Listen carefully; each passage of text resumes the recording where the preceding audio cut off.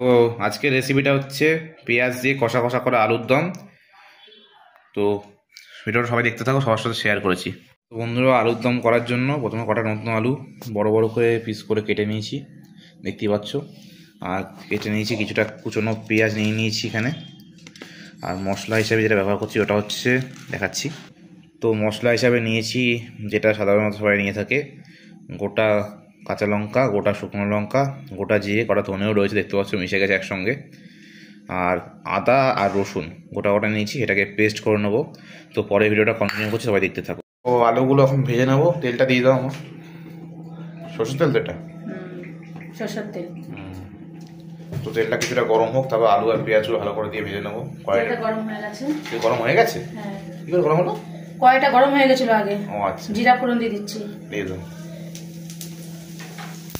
জিরাটা ভালো করে নাড়িয়ে চাড়িয়ে নিয়ে দেবো আগে। তো আলুগুলো এখন তেলের মধ্যে দিয়ে নেবো, আগে পেঁয়াজটা দিতে হবে। দিয়ে দাও পেঁয়াজটা।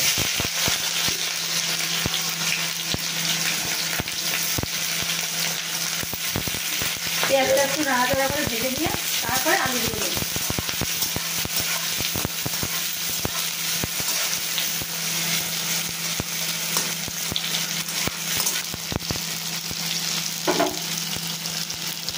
তো আলুগুলো দিয়ে দাও এখন।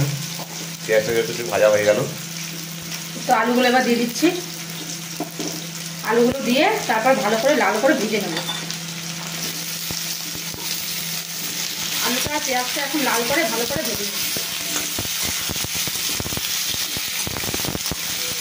পেঁয়াজটা ভেজে লাল লাল হয়ে এসছে। এবার যে মশলাগুলো রেখেছিলাম ওটা গুঁড়ো করে এবার ঢেলে দেবো। গুঁড়ো করে নিয়েছি আগে, জল মিশিয়ে গুঁড়ো করা হয়, ঢেলে দেবো। এবার এটা কষা ভালো করে। এবার পরিমাণ মতো এবার নুন হলুদটা দেওয়া হবে। এই যে নুন আর এই গেল হলুদ, এবার কষিয়ে নাও ভালো করে। মা কষিয়ে নিয়ে ভালো করে।